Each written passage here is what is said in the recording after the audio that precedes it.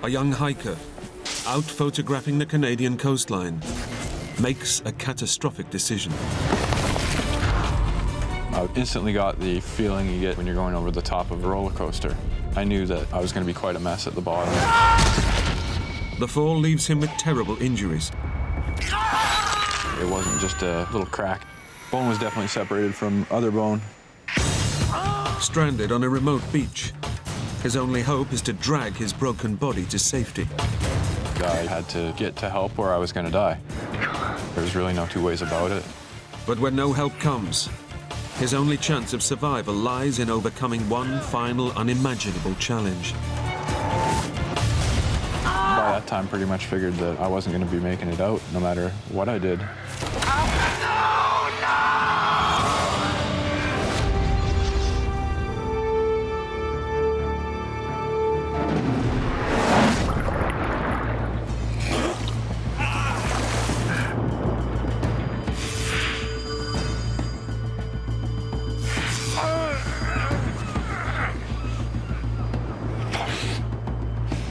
Give me a break.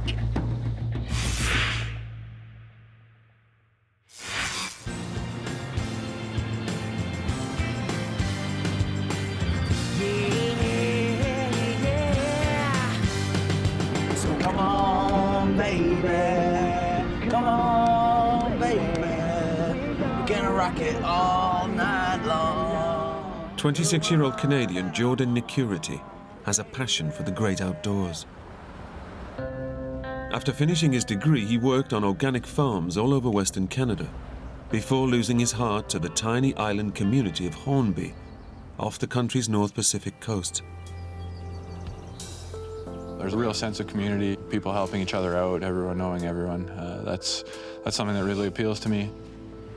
Hornby has one small settlement and only a scattering of residents. There's a lot of great people there, and there's not too many people there, so those are two things that I sort of value.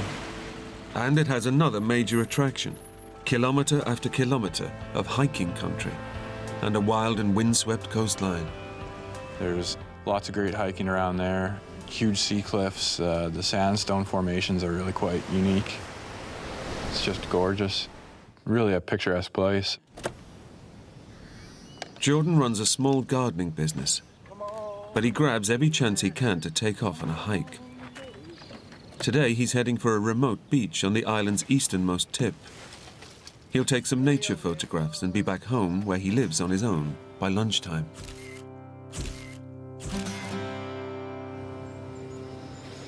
It was sunny, but it was still, the end of October, so I threw in an extra big wool sweater, made myself some tea, I threw it in my backpack.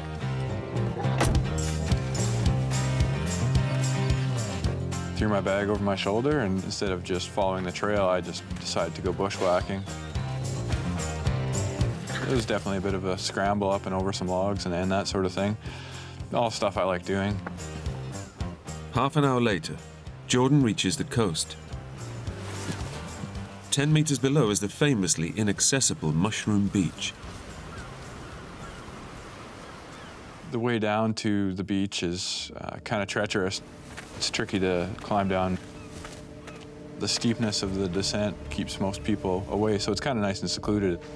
There's a rope that someone had tied to the base of a tree near the top to sort of help over this one bit, which is pretty close to vertical.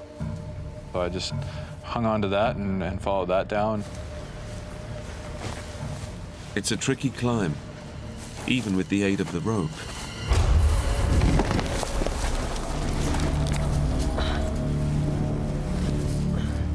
Careful now.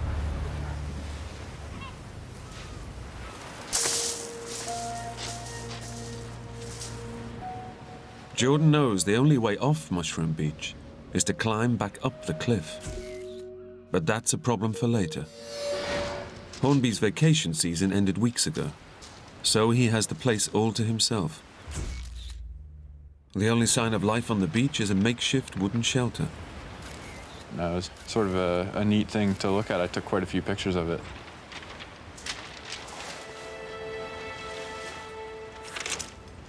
I plopped myself down on the beach and leaned back and sort of relaxed for a few minutes.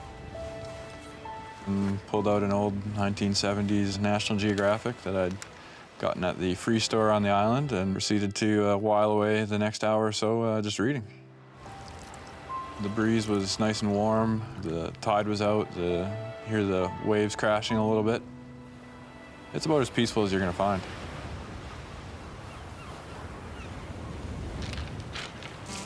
After his break, Jordan sets off to look for images that inspire him.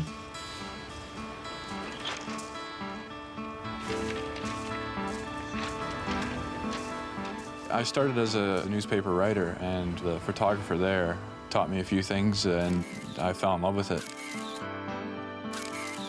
There's lots of unique stuff on Hornby to keep the rolls going through the camera pretty easily. Jordan heads north in search of the sandstone rock formations the beach is famous for. That was part of my mission. I was going to go take some pictures of the sandstone. After exhausting all the ground level angles, he starts looking for a high vantage point. The cliff wall is continuous all the way around, and I spotted a ledge about halfway up that looked like it would be quite a nice perch to get some good shots of Vancouver Island on the horizon. I decided to leave my camera and see if I could make my way up it, and then if it looked like it was a decent spot, then I'd lug my bag up. It was quite a big camera bag. I had all my gear in it.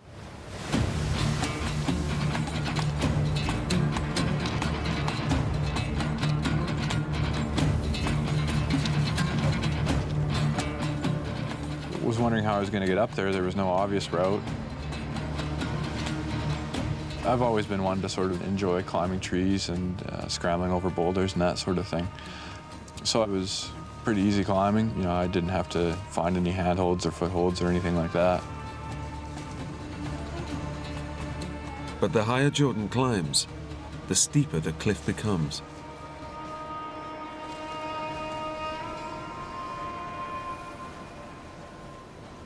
I made my way up quite a treacherous little section.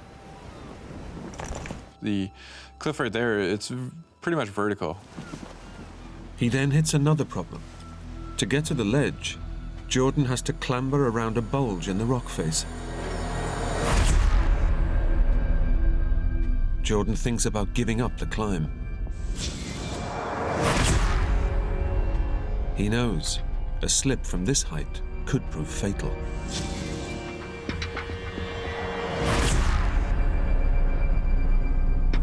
But he really wants that shot. So I just reached around to sort of shift my way around it.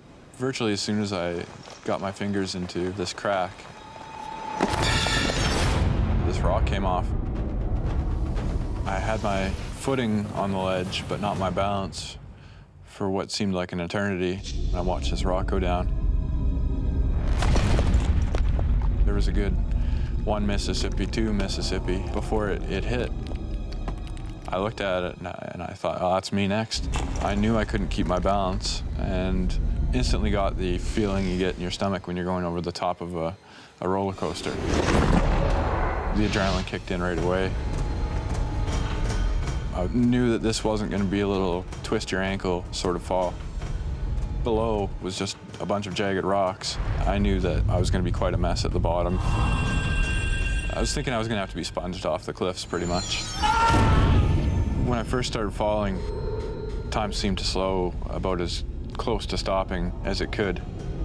That was sort of the most surreal part of the fall, but it didn't take long for gravity to speed it back up again. Then suddenly I was on the bottom.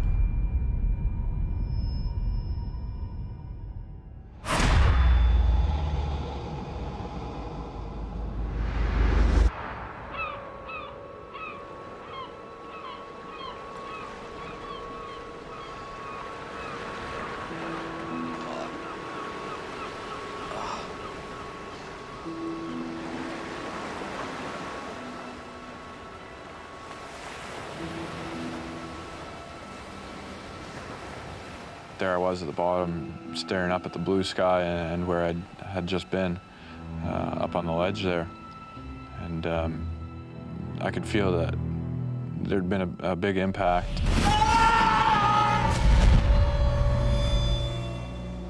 My head was definitely swimming. It just hurt. But I was surprised I wasn't dead. That was my first thought.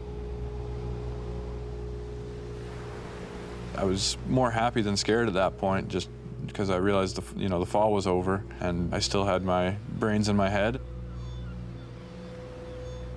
It's a miracle he's alive. But Jordan can't believe he's escaped serious injury. I knew I couldn't have gotten away from a fall of that height scot-free. The first thing I did was check my head. I figured I must have given it a pretty good whack. Nothing felt broken, and everything else was looking pretty good. So I was sort of enjoying these small victories. He remains cautious. My next fear was that I'd broken my back somewhere and wouldn't be able to move my legs. Paralysis is his worst nightmare. It took me about 5 minutes of laying there to get the courage up to try and wiggle my toes.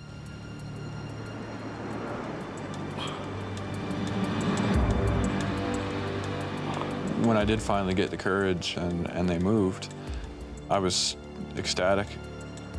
Felt that if I was still alive, if I wasn't paralyzed, then anything else would be inconsequential.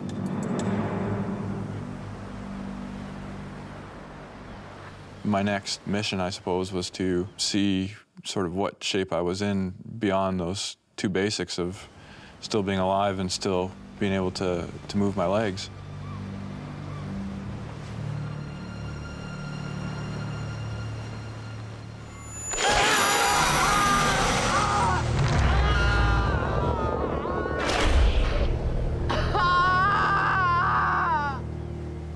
As soon as I tried to roll over, I could sort of feel the bone, them grating against each other. I immediately knew that something was, very, very broken. I I don't know if heard is the right word, you sort of feel it more, a crunch.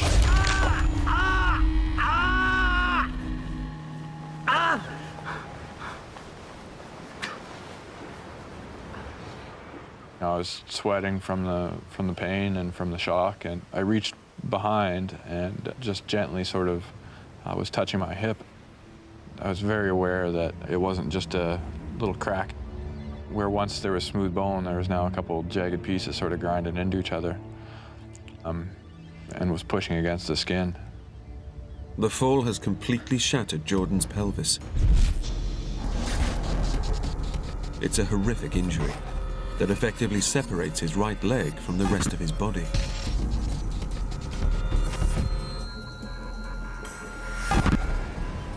Standing is out of the question. He tries to turn onto his stomach so he can at least crawl.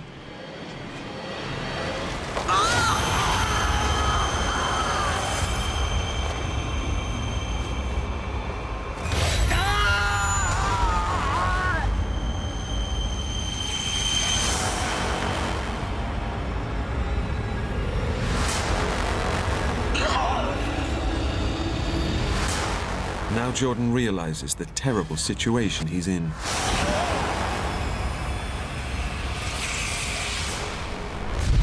He's left his mobile phone in his van. He lives on his own, so no one will be looking for him. And Mushroom Beach gets almost no visitors this late in the season. Jordan is completely on his own.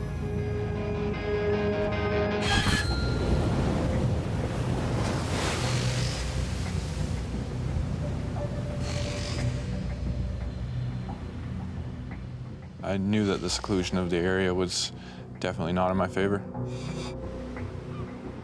Jordan lives alone, so it could be days before anyone notices he's missing. His first priority? To find warmth before the chill of the North Pacific night sets in. My mind went back to the beach and all the driftwood there. My plan was to somehow get back there and have myself a nice, cozy bonfire.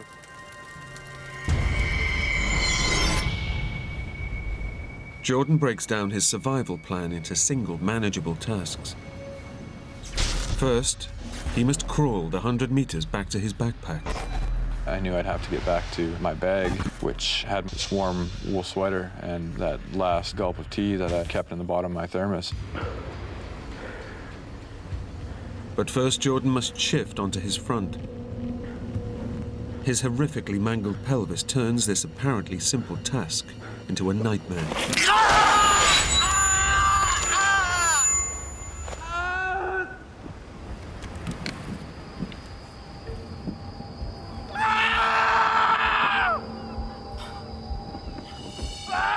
It's a pitifully small victory, with a terrible cost in agony.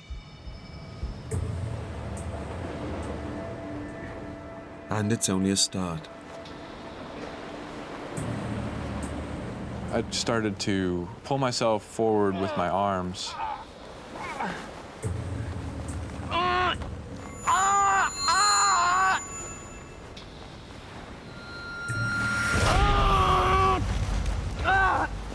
As soon as I tried, I would just get nothing but overwhelming pain, and my body just wouldn't work. The 100 meters feels more like 100 kilometers.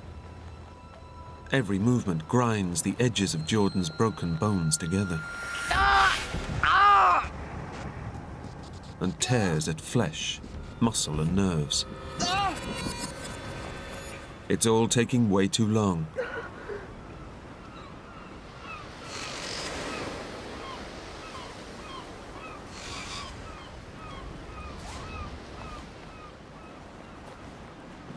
I remember watching old movies where people would be in some sort of discomfort and either biting on a bullet or biting on a strap, you know. So I thought I'd try it. Biting on the belt takes his mind off the pain, tearing at his torso. I put a lot of pretty deep indentations into the strap with my teeth.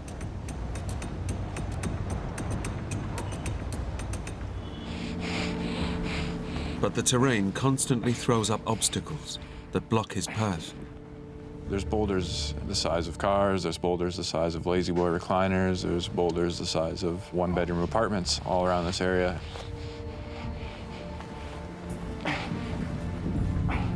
And as I was only about 1.5 feet off the ground, I couldn't really see sort of what was beyond the next boulder. Give me a break. It was very, very frustrating because every inch was being bought with a lot of pain. It just became a landscape conspiring to keep me from possibly living. Sort of a prison that I had to get out of.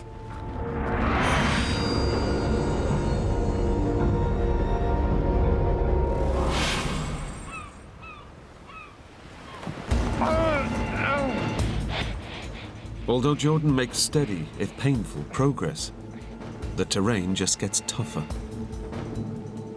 There was sort of a slot between two boulders that I couldn't get through just pulling myself sideways. I sort of had to prop myself up on my arms and swing my legs underneath.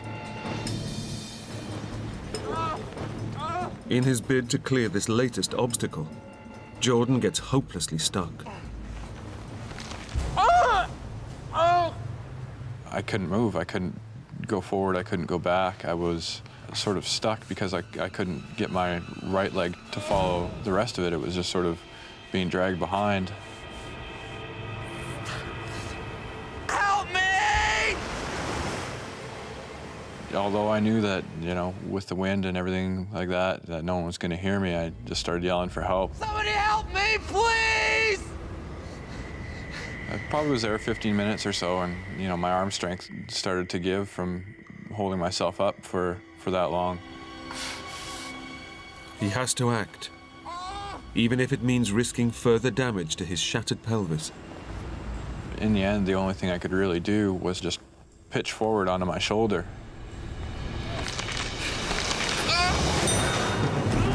And try and shelter my right side as much as possible with my left, but the leg bone's connected to the hip bone. So when I did that, that was excruciating.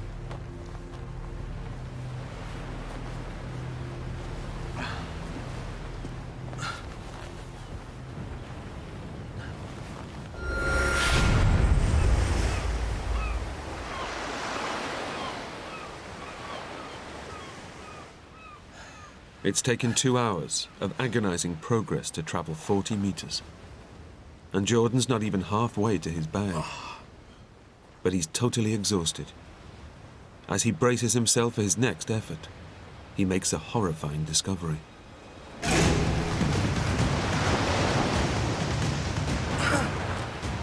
He didn't notice the tide coming in. Now it's just a few meters away. I knew I was below the high tide mark, and if I couldn't make it above the high tide mark, I wouldn't have lasted 5 minutes.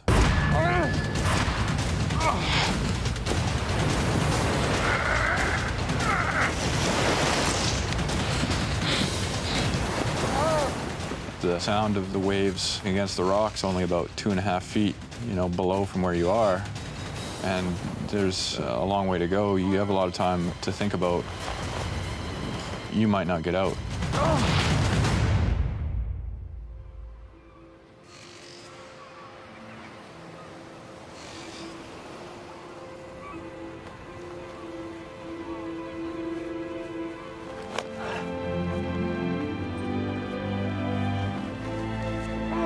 Jordan makes it to higher ground and his bag.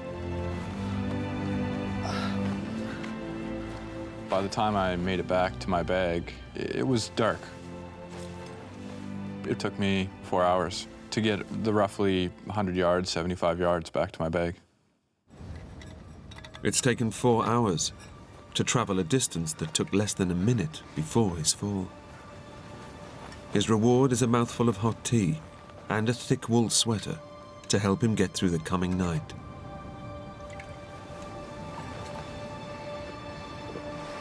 The temperature was dropping quite quickly as it was getting dark. To be able to pull into this magic bag and pull out, some chance of salvation was great. Jordan hunkers down for the night. It's a beautiful night out. The gentle lapping of the waves and all that, it would have been quite an idyllic spot if I wasn't in the circumstances I was in. He knows that whatever agonies he's endured today, the next stage of his journey will be much further and much harder. I knew that I'd need strength for the next day, and to do that I'd need to sleep. But that was virtually impossible. All I could do was sort of lay on my back and fade out maybe for 10, 15 minutes at a time, and then I'd shift and just the pain would wake me up. I would wake up and wonder where I was and why I was laying on this rock ledge instead of, in my warm, cozy bed. Every time I remembered what had happened, it was definitely a feeling of dread.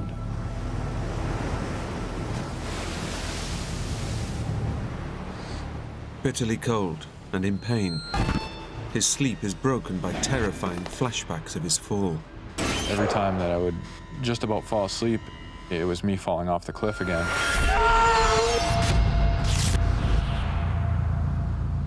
It was a very long night.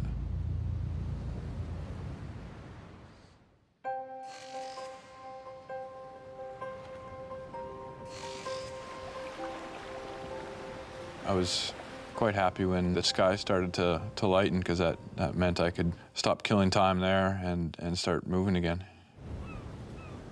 Jordan's not expecting anyone to find him. Nobody comes down to the beach this late in the season.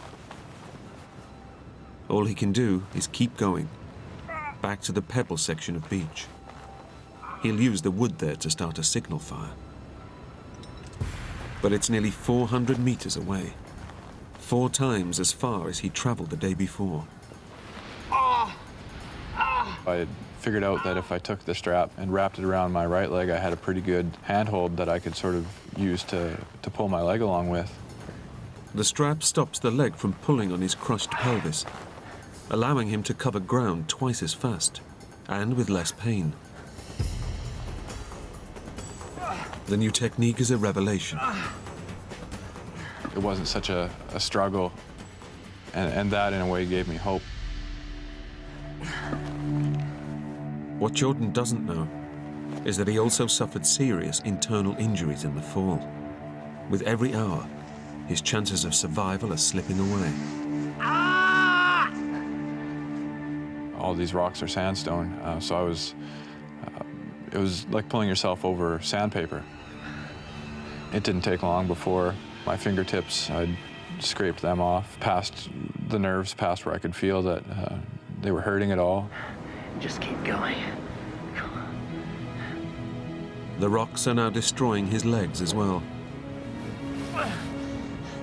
The sandstone had worn right through the pants and right through most of my leg. I was pretty sure that I'd worn through the skin and the top muscle and the bit of nerves as well. Every centimeter of progress he makes is tearing him apart. Just keep going.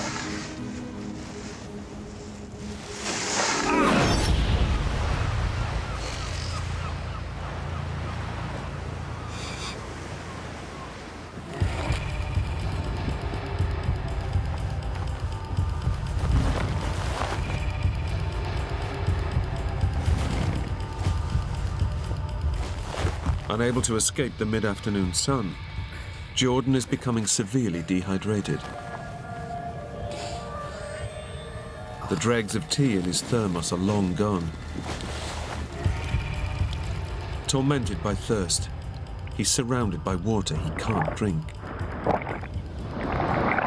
These shallow pools had formed in the sandstone. I knew most of it was salt water, but I was so thirsty. I was hoping that the salt content would be low enough that it wouldn't hurt me.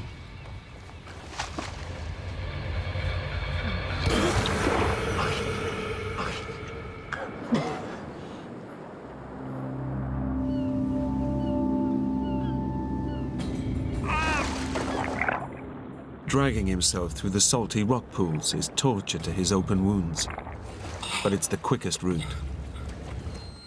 Throughout the day, I could feel bone sort of grinding against other bone.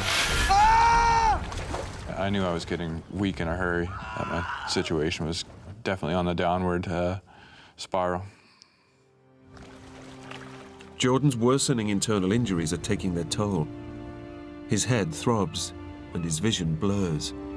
But then, among the waves, he spots something. I could see in the distance a kayaker. 26 hours after his horrific fall, rescue is at hand. I yelled as loud as I could, tried to wave my arm.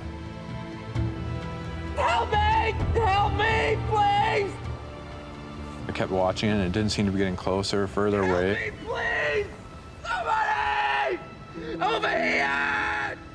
After a little while, I realized that what it was just a rock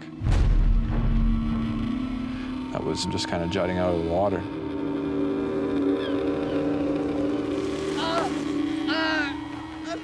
Jordan is losing the battle between his body and his mind.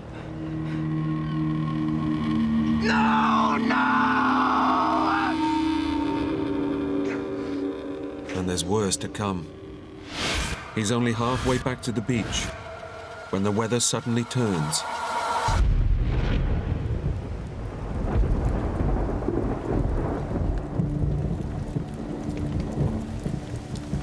I was very cold, soaked right through, and I realized that the wood on the beach would be pretty soaked as well. Desperate to reach shelter, Jordan presses on. With every raindrop, my chances of lighting a big signal fire on the beach shrunk.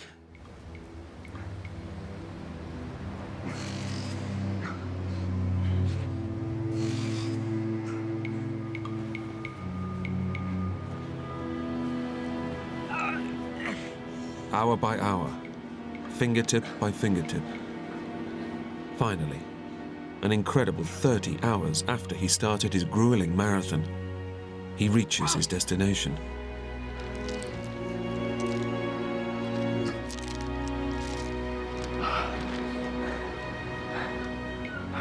It's too wet to start a fire, but at least the wooden shelter he photographed yesterday offers some protection from the elements.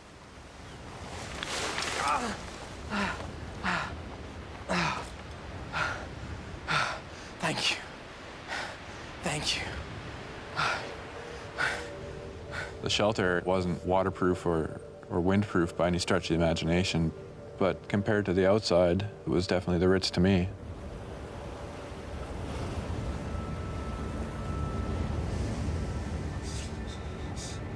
There was no way for me to get dry. I just kept on my wet clothes and tried to keep to as small a ball as I could to sort of try and conserve my body heat. I knew that the possibility of meeting my end from exposure was becoming very real. Jordan discovers that drinking water from the tidal pools was a mistake.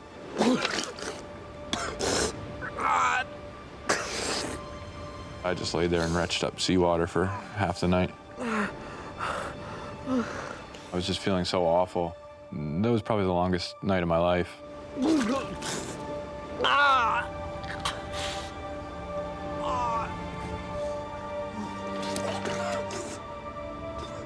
In the freezing darkness, and in the depths of despair, Jordan's thoughts turned to his parents and his brother Justin, back in Saskatchewan. I was thinking about my family, but not so much about me seeing them again. I was thinking about how crushed and how sad I would be if the situation was reversed. How frantic and how, devastated I'd be if something like this happened to my little brother, Justin. We're pretty close. If I was sitting at home cozy and he didn't make it out. His family are used to hearing nothing from him for days on end. By the time they discover he's missing, he could be dead.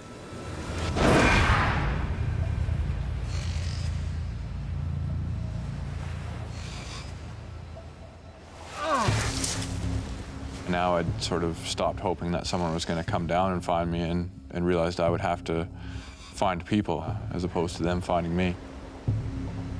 If I was going to make it, I had to get up to the cliff. The sheer cliff he climbed down 2 days ago to reach the beach is the only way out. It was a struggle on the way down, even when he was fully fit.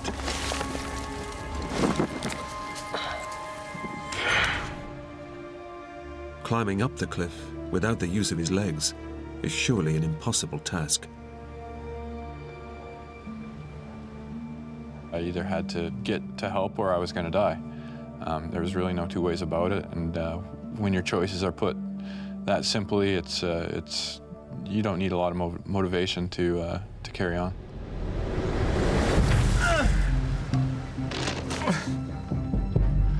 You can do it.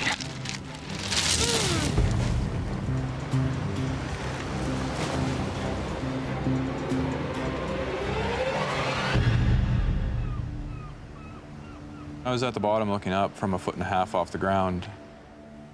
It was very daunting to look up and see the size of it. I can't believe I'm doing this.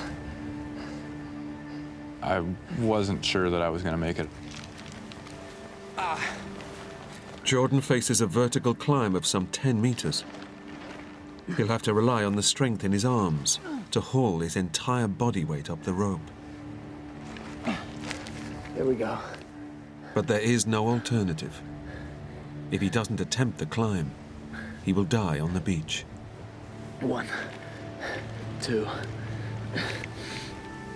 3. Ah!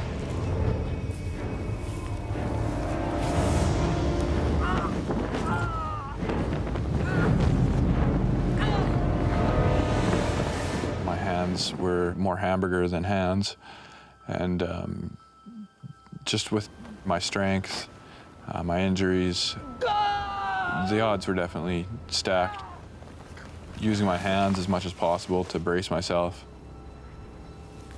I was being so painstaking in choosing which rocks I would use for a handhold, knowing that if I made the wrong choice, that would be the end of me.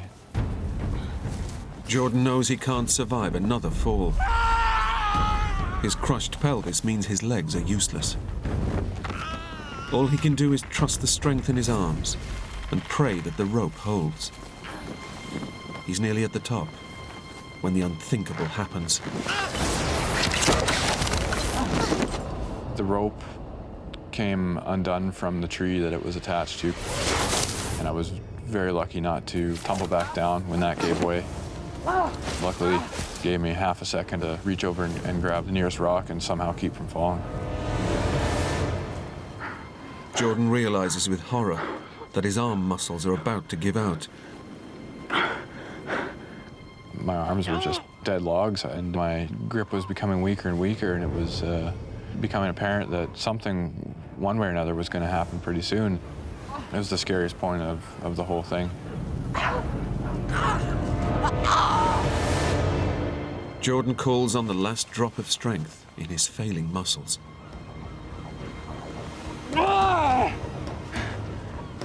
I was very aware that it was do or die.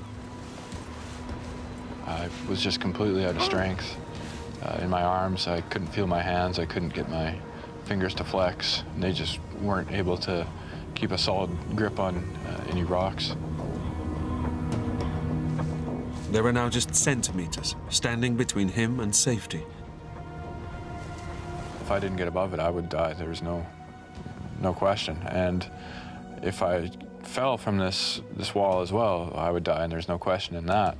With the slickness of the rocks and the lack of feeling in my hands, it was a pretty perilous way to sort of maneuver, but that was all I could do. If he slips now, then his grueling two-day ordeal will all have been in vain. If I made a wrong move here, I was either going to die or be paralyzed.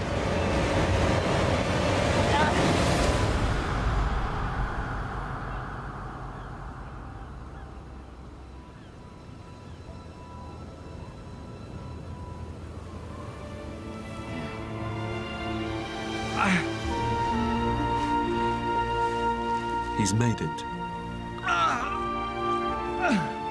When I found myself down top after I'd flopped myself over the top of the vertical bit, I really felt that I'd gotten past the worst of it. But it's come at a terrible price. I'd cuts everywhere, as broken up as I was, so near complete exhaustion that I couldn't move a muscle for probably 10 minutes. But I'd felt like I'd just climbed Everest.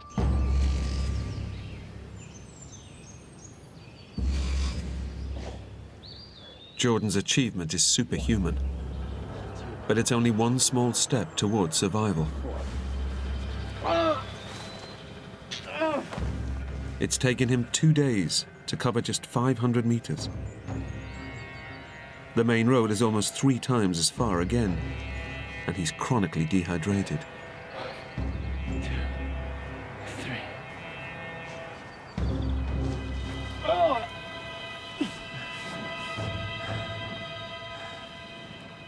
I was still in the same predicament I was in when I was at the bottom of the cliff. Very badly injured, and although physically closer to getting help, there's no sign of it anywhere.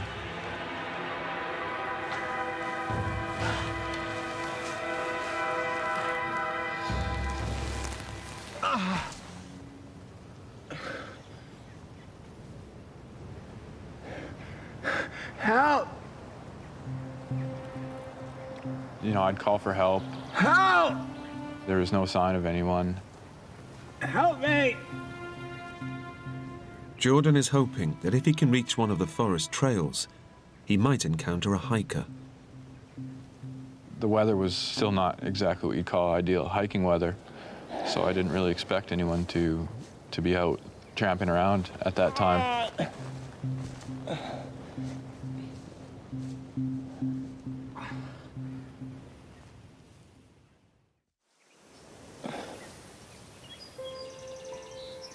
I was so thirsty, every cell in my body was, you know, just dying for water.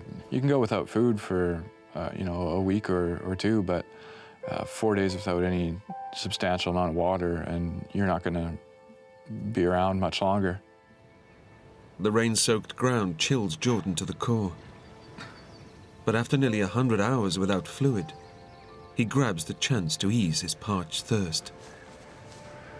I was just so thirsty. I'd see a particularly tasty-looking droplet on the edge of a blade of the grass.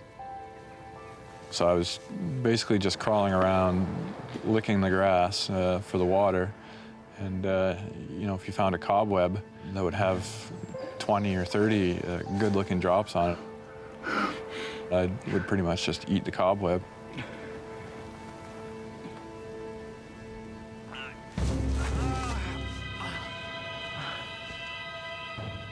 The toll from the climb up was pretty apparent, but I knew I had to keep going.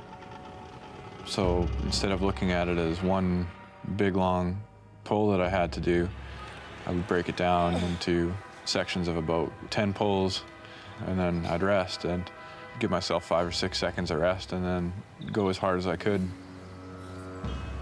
Close to collapse, Jordan drags his broken body across the forest floor for 6 punishing hours.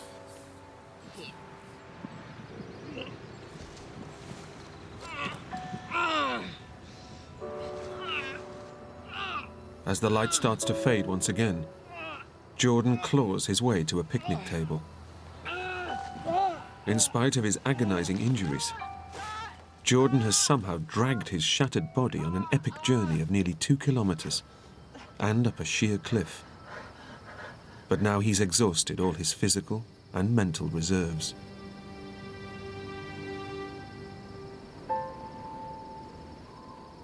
I could feel that my health was getting worse. I couldn't go any further forward. Pretty much figured that I wasn't going to be making it out no matter what I did. Despite all his heroic efforts, Jordan Nikerti is convinced that at the age of 26, his life is ending. There was nothing to do but lay there, wait for death, and you know, think of all the people that I wasn't going to see again.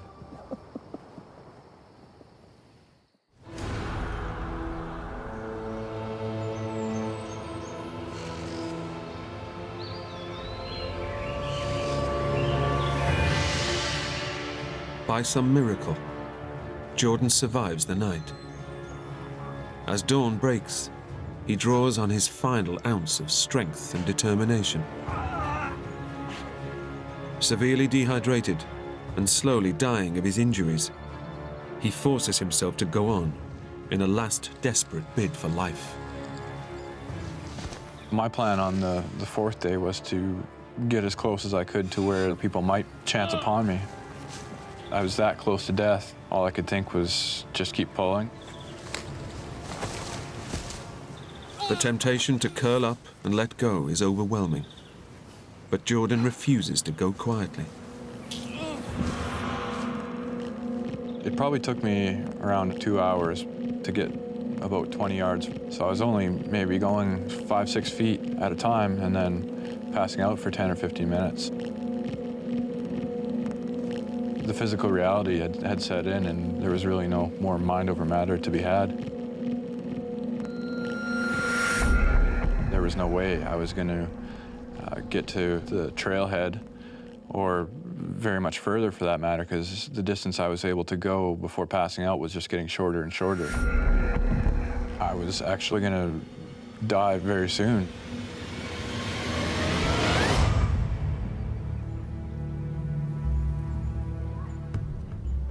Then he hears voices.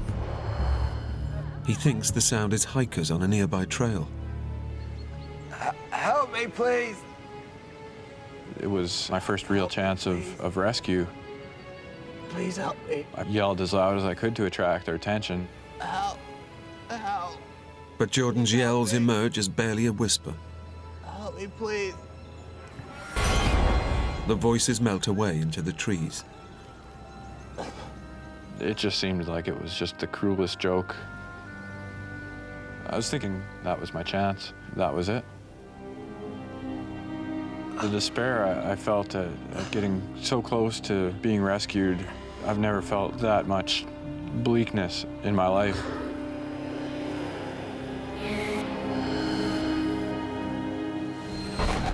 He starts to slip in and out of consciousness, dreams and reality blurring into one another.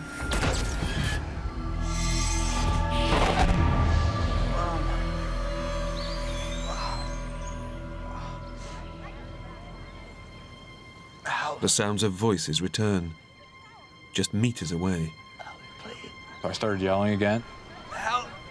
Help me, I just please. yelled and yelled at them. This time, Jordan can actually see hikers through the trees. But they're getting further away. Every step they were taking my survival with them.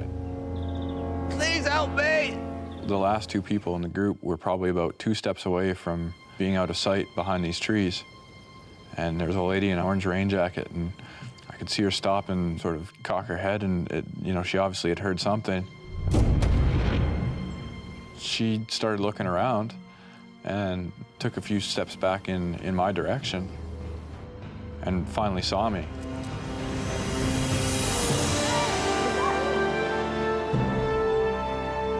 As soon as she saw me, I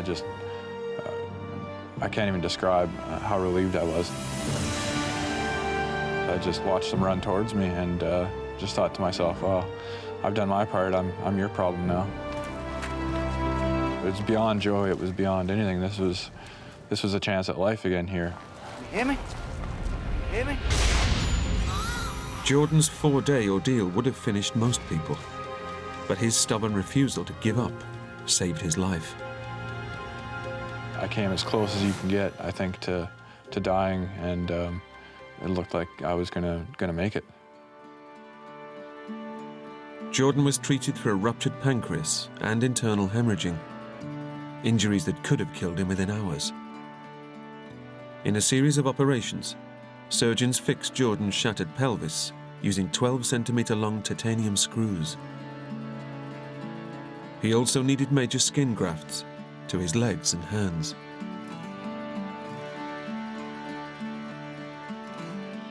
Jordan recovered fully and enjoys life at home with his family. He lives every day as though it's his last.